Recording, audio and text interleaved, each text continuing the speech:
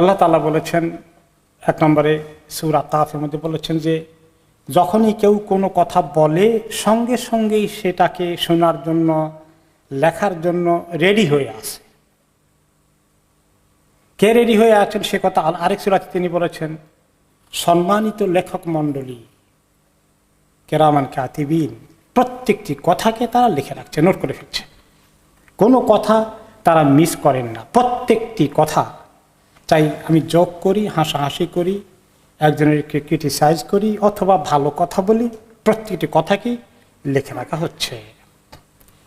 কাজেই আল্লাহ তাআলা বলেছেন তোমরা যখন লোকদের সঙ্গে কথাবার্তা বলবে কথাগুলো যেন সুন্দর কথা হয়, কথাগুলো যেন ভালো হয়, কথাগুলো বলার তরিকাও যেন ভালো হয়, সুন্দর হয়।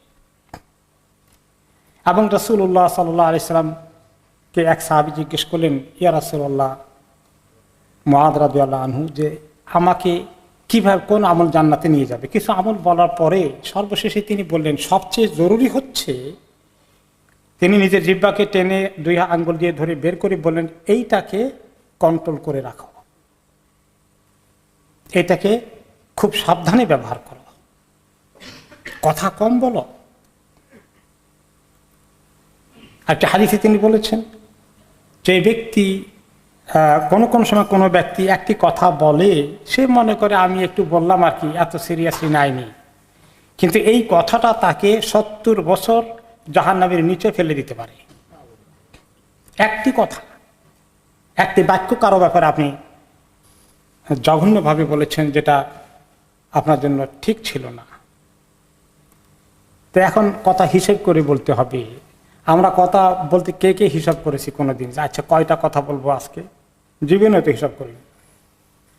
নবী করিম সাল্লাল্লাহু আলাইহি ওয়াসাল্লাম বলেছেন দেখো কথা বেশি বলো না, আল্লাহ তাআলার যিকিরের জন্য যদি বেশি বলতে চাও বলতে পারো, আল্লাহর যিকির সংক্রান্ত, তাছাড়া বাকি বিষয়ে কথা কম বলো। আল্লাহ তাআলার যিকির ছাড়া অতিরিক্ত যে কোনো কথা, বেশি কথা মানুষের অন্তরকে কঠিন করে দেবে তিনি বললেন। এবং আল্লাহ থেকে দূরে, বহু দূরে আল্লাহর রহমত থেকে ওই লোকগুলো যাদের অন্তর কঠিন হয়ে থাকে। তাহলে আল্লাহর কাছে আসতে হলে, অন্তরকে নরম করতে হলে প্রয়োজনীয় কথার বাইরে অতিরিক্ত কথা বলা থেকে আমরা বিরত থাকার চেষ্টা করতে হবে। তিনি আরেকটি হাদিসে বলেছেন মানুষের ঈমান ঠিক হয় না যতক্ষণ না তার অন্তরটা ঠিক না হয়, আর অন্তর ঠিক হয় না যতক্ষণ তার জবানটা ঠিক না হয়। তিনি আরেকটি হাদিসে বলেছেন একজন মানুষের সুন্দর ইসলাম, তার ইসলামের ভালো একটা লেভেল হচ্ছে যে তিনি যেটা তার দরকার নাই সেই বিষয়ে কথা বলেন না, সেই বিষয়ে তিনি কনসার্ন হন না। আর যে হাদিসে রাসূলুল্লাহ সাল্লাল্লাহু আলাইহি ওয়াসাল্লাম বলেছেন সেই ব্যক্তি ভালো মুসলিম, প্রকৃত মুসলিম, যার জিহ্বার অনিষ্ট এবং হাতের অনিষ্ট থেকে অন্য মানুষরা নিরাপদ থাকে। আল্লাহ তাআলা আমাদেরকে তৌফিক দান করুন, আমরা যেন সতর্কভাবে আমাদের জবানকে চালাইতে পারি, কথাবার্তা যেটা দরকার সেটা বলি।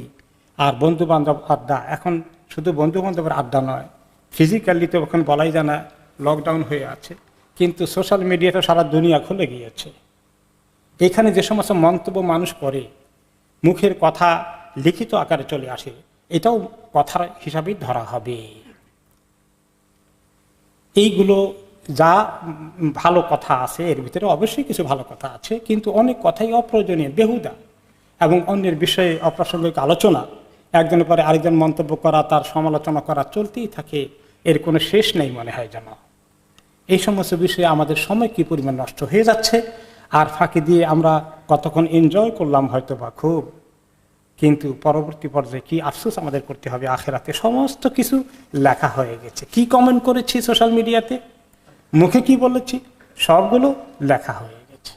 আল্লাহ তাআলা আমাদেরকে করুণ পরিণতি থেকে রক্ষা করুন, আমাদের জবানকে আল্লাহ তাআলা যিকিরের জন্য, কোরআন তেলাওয়াতের জন্য, খুব সুন্দর দুনিয়াবি কথা বলার জন্য, নসিহত করার জন্য, ছেলে মেয়েকে দ্বীনি তালিম দেওয়ার জন্য, পরিবারের সঙ্গে সম্পর্ক সুন্দর করার জন্য, ভালো ভালো কথাগুলো বলার জন্য আল্লাহ আমাদেরকে তৌফিক দান করুন।